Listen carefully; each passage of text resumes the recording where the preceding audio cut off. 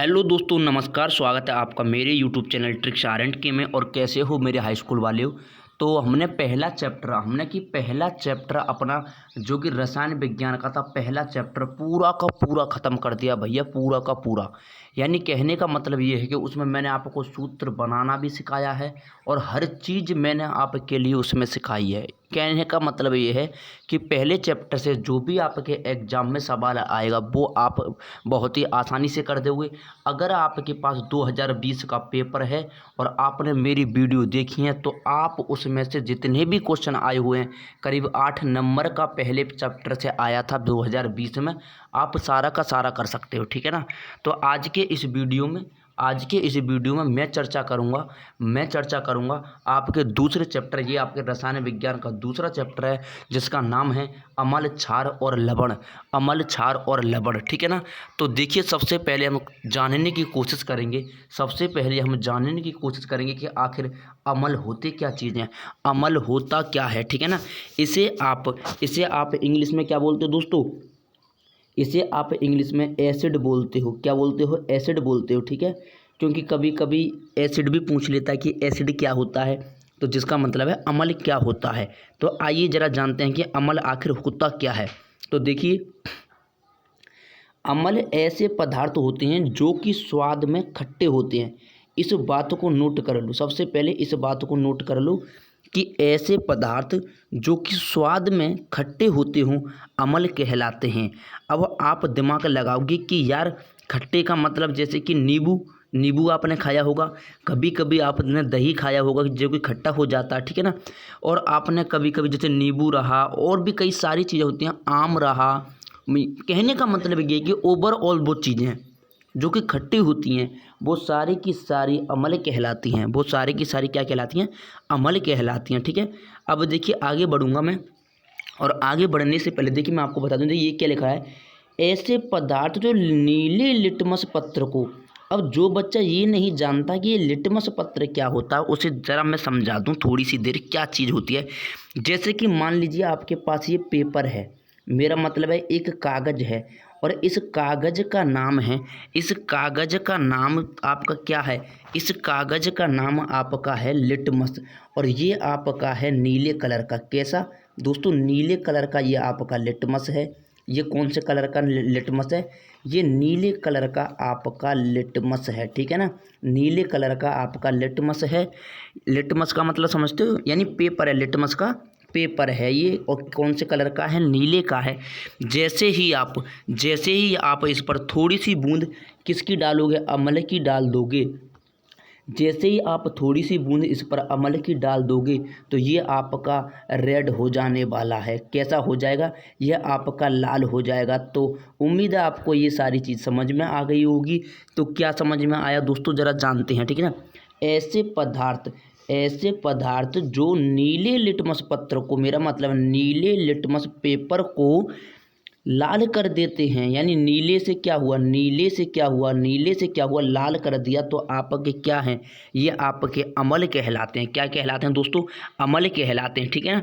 अब देखिए, आगे बढ़ूंगा और आगे देखिए, एक एक चीज़ों को आपको कॉपी में उतारना है क्योंकि बहुत ही सुंदर पॉइंट है यहाँ पर मैंने लिखे हैं। ठीक है ना। और एक नोट लिख लीजिए कि जो अभी मैं कह रहा था कि लिटमस पत्र, तो ऐसा तो ये तो हम जानते हैं कि जो भी कागज़ बनते हैं वो किसी न किसी पेड़ से बनते हैं। तो हम जानेंगे कि लिटमस पेपर जो होता है वो किससे बनता है। तो कभी कभी ऑब्जेक्टिव में आ जाता है, तो वो उसका नाम है लाइकेन। उस पेड़ का नाम है लाइकेन, या फिर आ सकता है लीचेन। ठीक है ना। दोनों बात एक ही है, लाइकेन हो या लीचेन हो, बात एक ही है। तो नोट करके अपनी कॉपी में लिख लो कि भैया जो लिटमस पत्र है वो लाइकेन नामक के पौधे से प्राप्त होता है। ठीक है ना। आगे बढ़ेंगे। देखिए, जितने भी अम्ल हैं, अभी मैंने बताया जितने भी अम्ल हैं उसमें H+ आयन पाए जाएंगे। ये पक्की बात है। यानी जितने भी अम्ल है ना उसमें H+ आयन पाए जाएंगे। ठीक है ना।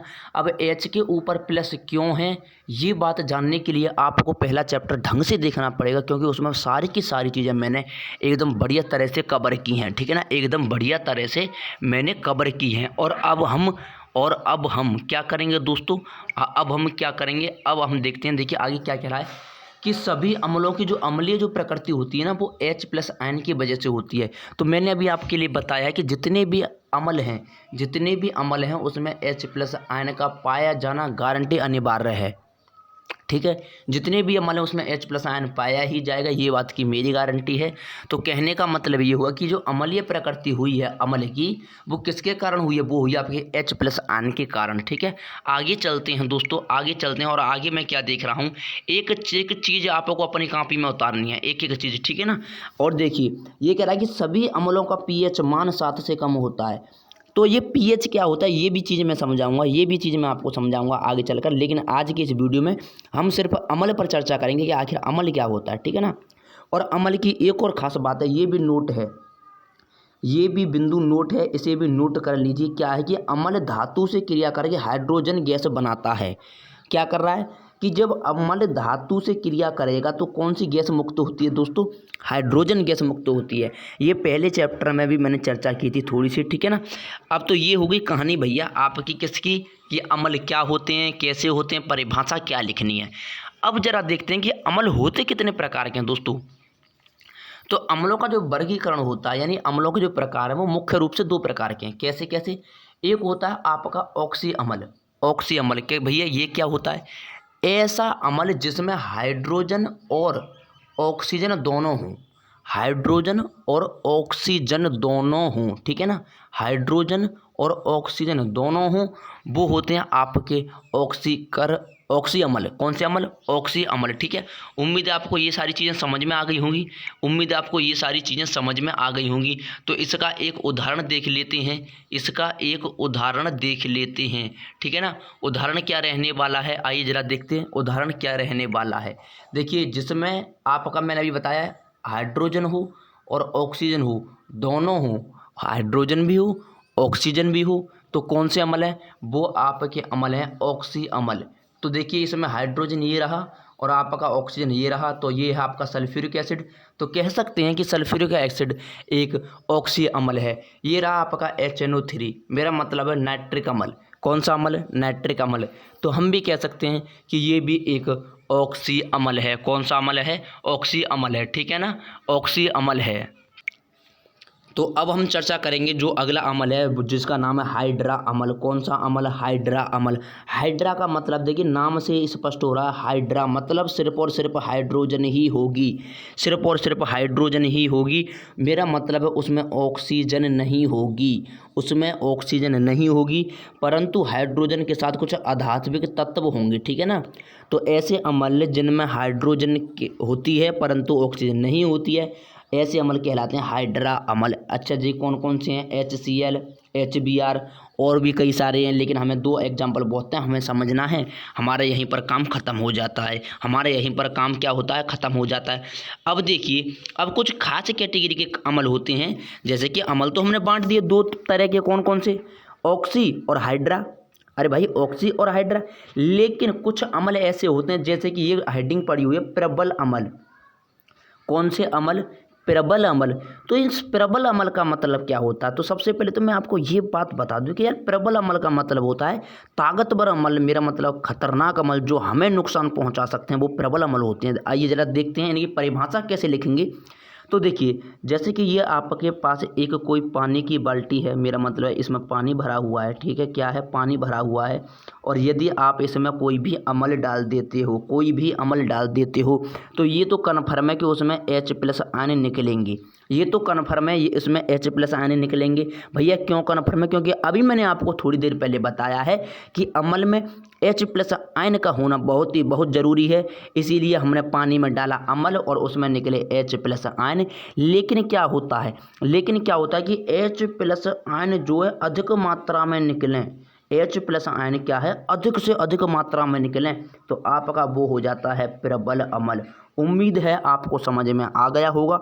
तो इनके 2 जरा उदाहरण देख लेते हैं, जैसे HCl, H2SO4 और ये आपका HNO3। ठीक है ना, यानी इसे बोलते हैं हम हाइड्रोक्लोरिक अम्ल, इसे बोलते हैं सल्फ्यूरिक अम्ल और इसे बोलते हैं हम नाइट्रिक अम्ल। ठीक है, तो ये क्या है, ये मजबूत अमल है, ताकतवर अमल है, मेरा मतलब है प्रबल अमल है। और अब हम देखते हैं दुर्बल अमल कौन से होते हैं भैया, दुर्बल अमल कौन से होते हैं, ठीक है ना। अब चर्चा करेंगे दुर्बल अमल की, और सबसे पहले दुर्बल अमल की परिभाषा देखेंगे कि दुर्बल अमल की परिभाषा कैसे बनाओगे भैया। तो जैसे कि मैंने आपको बताया, आपके पास पानी है इसमें, ठीक है, इसमें ये पानी भरा हुआ है, ठीक है, और आपने क्या किया, इसमें कोई भी अमल डाल दिया, इसमें कोई भी अमल डाल दिया, तो ये तो कन्फर्म है कि H+ आयन निकलेंगे। लेकिन अभी जो प्रबल जो अमल थे उसमें H+ आयन बहुत ही ज़्यादा मात्रा में निकल रहे थे, लेकिन दुर्बल अमल में क्या होगा, H+ आयन निकलेंगे तो सही, H+ आयन निकलेंगे तो सही, लेकिन कम मात्रा में निकलेंगे। कौन सी मात्रा में निकलेंगे, कम मात्रा में निकलेंगे। तो आप कॉपी पेन उठा लो और भैया सब चीज़ को लिखते चलो, ठीक है। और पिछले वीडियो को आप प्लेलिस्ट पर जाके देख लीजिए। आपको हाई स्कूल में अगर मजबूत अंक लाने हैं, अच्छे से अच्छे अंक लाने हैं, तो मेरे चैनल को सब्सक्राइब भी कर लीजिए। तो आइए ज़रा देखते हैं। और पहली बात, मैं एक और बात आपके लिए बता दूं, कौन सी बात है भैया, ज़रा बताना कौन सी बात है। तो वो बात ये है कि जितने भी दुर्बल अमल हैं उन्हें हम अपने डेली लाइफ में यूज करते हैं। तो बोले कि क्या प्रबल अमल डेली लाइफ में यूज नहीं होते, हाँ भैया होते हैं, लेकिन क्या है कि वो खतरनाक हैं और इन्हें हम खा सकते हैं। कौन से अमल को, दुर्बल को, कमज़ोर को हम खा सकते हैं। तो आइए ज़रा एक एक चीज़ की हम चर्चा करेंगे कैसे खा सकते हैं। जैसे कि एक अमल का नाम है कार्बोनिक अमल, और ये आपका दुर्बल अमल है। कौन सा अमल है, ये आपका दुर्बल अमल है, जो कि कार्बोनिक अमल पाया जाता है पेप्सी में। यानी पेप्सी आपकी जो बनेगी वो किससे बनेगी, कार्बोनिक अमल से बनती है। तो क्या हम पेप्सी को पीते नहीं हैं, पीते हैं ना, लेकिन उसमें तो अमल है, इसीलिए पी लेते हैं क्योंकि वो दुर्बल अमल है, वो हमें ज़्यादा हानि नहीं पहुंचाएगा, ठीक है। उम्मीद है आपको ये चीज़ समझ में आ गई हुई। एक अमल है फॉर्मिक अमल, ये आपका चींटियों में पाया जाता है, ठीक है ना। तो उम्मीद है आपको ये सारी चीज़ें समझ में आ गई हुई। और देखिए ये अमल है टार्टिक, ये आपका इमली में पाया जाता है, इमली तो हम खाते हैं, ठीक है। और ये आपका लैक्टिक अमल है, ठीक है। कौन सा अमल है, लैक्टिक, ये आपका किस में पाया जाता है, ये आपका दूध में, दही में, ऐसी सारी चीज़ों में पाया जाता है। तो ये सारी चीज़ हम खाते हैं भाई, ये सारी चीज़ें हम क्या करते हैं, खाते हैं। तो इसका मतलब ये नहीं हम खा रहे हैं यानी अम्लों को हम खा रहे हैं, लेकिन अम्लों को हम खा भी सक रहे हैं। तो ये कौन से अमल हैं, ये दुर्बल अमल हैं, ठीक है ना। तो क्वेश्चन में कभी कभी आपके एग्जाम में आ सकता है कि जो ऑक्जेलिक अमल है वो किस में पाया जाता है। ऑक्जेलिक अमल तो ये टमाटर में पाया जाता है, साइट्रिक अमल आपका नींबू में पाया जाता है, इस बात को ध्यान में रखेंगे। लैक्टिक अमल आपका दूध और दही में पाया जाता है, टार्टिक अमल आपका इमली में पाया जाता है। तो ये सारी बातें हैं। देखिए चींटी और मधुमक्खी में आपका मेथेनो का अमल नहीं होगा, अगर उसमें एग्जाम में जैसे कि मेथेनो का अमल आएगा तो आप मेथेनो पर मारोगे। यानी चींटी और मधुमक्खी में कौन सा पाया जाता है, मेथेनोइक अमल, ठीक है, मेथेनोइक अमल। लेकिन अगर ये ऑप्शन में नहीं मिलता आपको, तो आपको गारंटी से मिलेगा फॉर्मिक एसिड। कौन सा अमल, फॉर्मिक एसिड, यानी चींटी और मधुमक्खी में फॉर्मिक एसिड भी पाया जाता है, ठीक है। तो उम्मीद है आपको ये सारी बातें समझ में आई होंगी। तो आज के इस वीडियो में हमने चर्चा करी है सिर्फ और सिर्फ कि भैया अमल क्या होता है। ये आपके दूसरे चैप्टर का आधार है, मेरा मतलब बेस है। इसे आप कॉपी में जब उतारोगे और इसे याद करोगे तो आपको बहुत ही अच्छा लगेगा और आपको ये महसूस होगा कि हाँ, हम इस चैप्टर से कुछ सीख रहे हैं, ठीक है। तो अगर अभी भी चैनल सब्सक्राइब नहीं किया है तो भैया कर लो, अगर आपको हाई स्कूल में अच्छे अंक प्राप्त करने हैं तो। इस वीडियो में इतना ही, मिलते हैं नेक्स्ट वीडियो में।